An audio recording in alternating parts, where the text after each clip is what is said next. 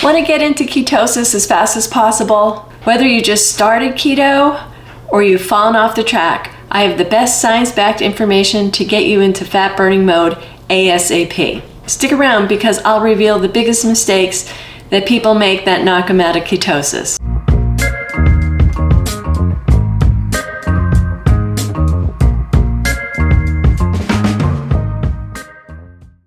Hi, I'm Dr. Rose Petrilla. I help people take control of their health by following a ketogenic diet and lifestyle.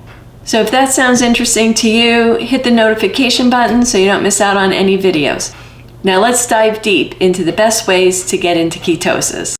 Strategy number 1, you have to drastically cut carbs. And what I mean by that is that you can't be any higher than 20 to 30 grams of total carbohydrates per day. That means no sugar, no bread, no pasta, no juice, no large amounts of fruit. Just meat, eggs, healthy fats, and low-carb vegetables. The fewer carbohydrates you eat, the faster your body will burn through its glycogen stores. And glycogen, again, is stored in the liver and your muscles, and you'll be able to burn fat quicker. And by burning fat, you'll produce ketones. Prioritize healthy fats. So to encourage your body to start burning fat, you want to eat healthy fats like avocado oil, olive oil, butter, ghee, coconut oil, and fatty cuts of meat. These will keep you full while signaling to your body to keep burning fat and to keep producing ketones. Strategy number 3, intermittent fasting. Let's just take a step back here. You look back to the 1950s, there was 3 meals a day. People didn't really snack in between. You had dinner and you didn't eat till the next morning. So people had a fast for 9, 10, sometimes 11 hours. And that's where the term came, break fast. Today, food is so available to us that we graze all day long. I think I saw a statistic somewhere where people are having up to 11 or eating up to 11 times or 15 times a day. Your insulin levels never have a chance to go down. If you want to speed things up, you can try intermittent fasting. And here's my health coach tip. I would wait until you have been on the ketogenic diet for several weeks. What you'll notice is that very spontaneously, your meals will get farther and farther apart. It might be that one day you wake up, it's like, oh my gosh, it's noon and I didn't even have breakfast yet. That's what happens because you're getting that steady state of energy from burning your own fat. So what some people do is try to condense their eating window to an 8-hour day, and then you get a 16-hour fast. What that does is it causes your glycogen stores to deplete much quicker, and therefore you can get into ketosis anywhere between 24 to 48 hours. Now, there's a caveat here. If you've been metabolically unwell for many years, then it may take you longer. Don't get discouraged, okay? It took me 6 weeks to get in ketosis, but once I did, I stayed there.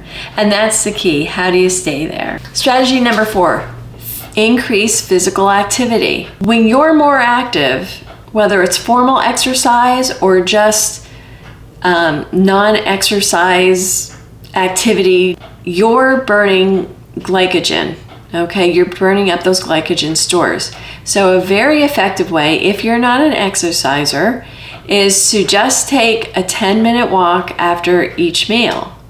And any carbohydrates that you ate, because we're keeping our carbs low, will burn up. Okay, and so that'll help keep insulin levels down. And remember, when insulin is down, then the body can burn fat. You're not storing fat. Insulin tells the body to hold on and to store fat. So we can lower the need for the pancreas to produce insulin by just quickly, right after your meal, take you don't have to sprint or anything, but just take a 10-minute walk. And if you do that after each time you eat, it can be very, very effective. You want to aim for about 30 minutes of exercise a day. But if you like to lift weights, then you lift weights. If you like to do high intensity exercise, then do that. You don't have to do it to extreme levels. I over-exercised when I was struggling with weight, and I was just producing more stress on my body, and my cortisol levels were up because I carried all my weight in my stomach. So exercise 20 to 30 minutes a day. If you like to walking is great as well. I walk and I lift. I do resistance training. I walk because for my cardiovascular health, I try to get in 150 minutes over the entire week. And I try to get to zone 2, where you're walking at a nice pace. You can still have a conversation, but you're working. I try to improve my zone 2. I also train and lift weights 2 to 3 times a week. However, you can't tell that underneath this big bulky sweater are some impressive guns for a 59-year-old. Why do I lift weights? I lift weights because the muscle is our biggest sink, our big farmhouse sink there. I want a big farmhouse sink of muscle so I can store that glycogen has a place to go and it's not sitting in my bloodstream. Plus, I want to be strong and functional, not only my brain, cognitive function, but I want to maintain my own strength as I age. So again, aim for 30 minutes a day if you can, in some form, some fashion, just regular activity out in the garden, out going for a walk 10 minutes after each meal, or parking farther away at the grocery store and having to walk further in. It adds up, and track it. If you have one of your smartwatches that you can track your steps a day. Strategy number 5, make sure you're getting your electrolytes in. As your body, as you lower your carbohydrates, your body will start to flush out water. Because insulin isn't high, it doesn't tell the kidneys anymore to hold on to sodium. So when that insulin lowers, your body is going to lose a lot of water, and with that, a lot of electrolytes. And when I used to eat breakfast at 6 a.m. before I went to work, and I didn't eat all day till I came home. But I took an electrolyte packet with me all day and a big jug of water, and I drank that throughout the day. And I noticed that I really didn't get hungry. I didn't get hungry at work. I was busy, but I wasn't hungry. And when I retired, what I noticed was I didn't keep up with my electrolytes. It wasn't as ritualistic as it was when I went to work. And I noticed that I was getting hungry. And so sometimes your body might be signaling you're not really hungry. It might just need electrolytes. What are the biggest mistakes that slow down ketosis? Number 1, you're not eating enough fat. And boy, even though I'm 5 years in and I'm a health coach, I relearned this lesson just recently. I am trying to put on more muscle, and what I did was go from a higher fat Greek yogurt, which I eat every day, down to a lesser fat. And what ended up happening was I had to eat more yogurt. Yes, I got more protein, but I was hungrier, and I was eating more frequently. And so the yogurt with more fat gave me more satiety and kept my energy level.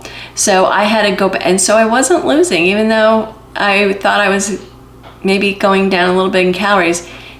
Same thing, it doesn't work. It didn't work before, it wasn't gonna work again. So I'm back to my full fat yogurt again, and pounds start coming off. Okay, I don't have a lot to lose, I just have a couple pounds that I put on over the holidays since I stopped working too. Mistake number 2, snacking too often. Again, if you're just eating all day long, then you're not giving your body a chance for that insulin level to stay low. So you need to watch the keto snacks, because sometimes they put the sugars in that spike the sugar alcohols in that spike your glucose. With the keto snacks, there's also a lot of sugar alcohols. While they don't spike your glucose and insulin, they still add up. So if you find yourself not losing, stick to total grams instead of net grams. And I have a whole video on total versus net grams. And that could be a really easy fix for you to get back into ketosis. Not tracking hidden carbs. So sauces, nuts, and processed keto foods can add sneaky carbs. So the better you can eat whole foods. So for example, I did it in the beginning, and then I stalled, and I found out that was my issue, and that's why I went to whole Greek yogurt, a couple raspberries, a strawberry, some blueberries, unsweetened coconut.